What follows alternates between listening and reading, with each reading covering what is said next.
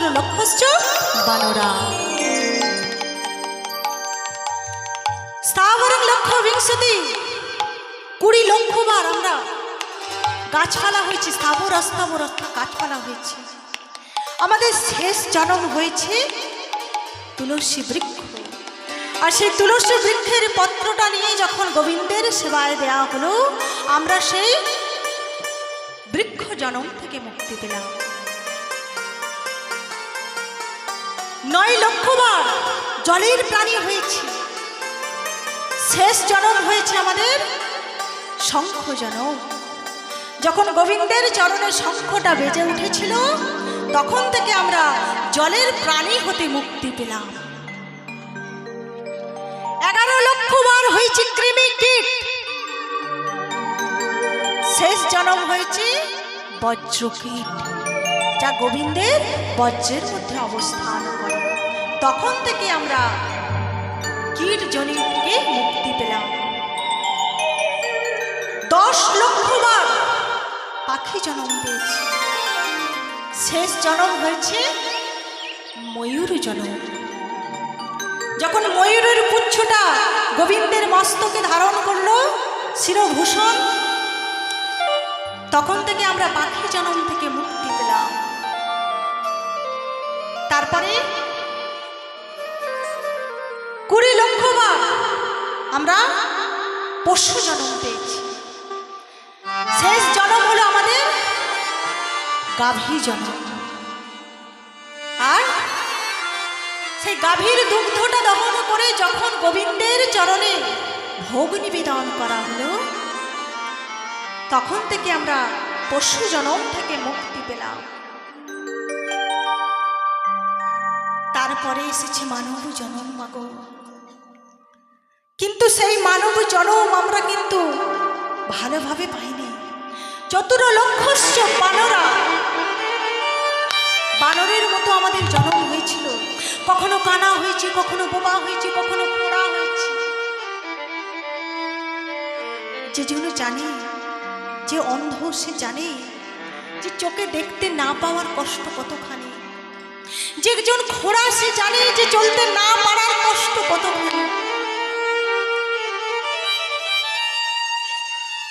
যেজন বদনে কথা বলতে পারে না, সেজন্য জানে যে কথা না বলতে পারার কষ্ট কতখানি। তাই আমরা এমন জন্ম পেয়ে কেঁদে কেঁদে গোবিন্দের কাছে বলেছিলাম, হে গোবিন্দ, এমন জন্ম দিয়েছ যে জন্মে তোমাকে ভালো করে ডাকতে পারি না। তোমাকে দু চোখ ভরে দেখবো, দেখতে পারি না। তোমার মন্দিরে একটু হেঁটে যাবো, যেতে পারি না। তোমার নাম বদনে বলবো, গাইবো, গাইতে পারি না। এমন জন্ম দিয়েছে প্রভু। তাই তোমার কাছে বিনতি, পরের বারে যদি জন্ম থাকে, যদি মানুষ করে পাঠাও, তবে এমন জন্ম দিও যে জন্মে যেন তোমায় নয়ন ভরে দেখতে পাই, যে জন্মে যেন তোমাকে বদন ভরে গান গাইতে পারি, তোমার নাম গাইতে পারি, যেন তোমার মন্দিরে হেঁটে যেতে পারি। আমরা বলেছিলাম ভগবান ভক্তের চোখের জল সহ্য করতে পারে না, তাই ভক্তের আকুলতায়, ভক্তের ডাকে গোবিন্দ আমার সুন্দর নয়ন দিলেন, সুন্দর বদন দিলেন, সুন্দর বাহু দিলেন, সুন্দর চরণ দিলেন। পঞ্চ ইন্দ্রিয় ষড়রূপ দিয়ে সুন্দর করে সাজিয়ে গুছিয়ে এই পৃথিবীতে পাঠালেন। আর আমরা সেই মানব জন্ম পেয়ে কি করছি? হেলায় নষ্ট করছি। যে নয়ন গোবিন্দকে কথা দিয়ে এসেছিলাম, যে নয়ন দিয়ে তোমাকে দর্শন করব, সেই নয়ন দিয়ে আমরা কত টিভি সিরিয়াল দেখি। তাকে দেখার আমাদের মতো সময় নাই। বলেছিলাম প্রভু এমন বদন দাও যেন তোমার নাম গাইতে পারি। আমরা কি সেই নাম গাই মা? আমরা কৃষ্ণ নাম গাই, সময় নাই। এত সুন্দর চরণ পেলাম, আমরা বিভিন্ন কাজে চলে যাই, কিন্তু গোবিন্দের কাছে যাওয়ার আমাদের সময় নাই। আছে নাই। কি হবে? কোনো লাভ নাই। ভক্তি ছাড়া, কৃষ্ণ প্রেম ছাড়া, কৃষ্ণ নাম ছাড়া যতই কর্ম করো কোনো লাভ নেই। সংসারে থাকুন, মহাপ্রভু বলেছেন সংসার ধর্ম বড় ধর্ম, সংসার করো, কিন্তু তাকে ভুলে গিয়ে নয়, তাকে সঙ্গে করে নাম করো, তাকে সঙ্গে করে কর্ম করো, তার নাম তোমরা ভুলো না। এই যে আমার আমার করছি, আমার আমার করে মাগো, আমরা এত সুন্দর এই যে মানব জনম কৃষ্ণ ভজনের দেহটা পেয়েছি, আমরা সে দেহটাকে মাটি করছি। কচু পাতা দেখেছেন তো মায়েরা? পদ্ম পাতা, কচু পাতা দেখেছেন? তাতে যখন জল থাকে, জলটা কেমন করে? টলমলো টলমলো করে, তাই না?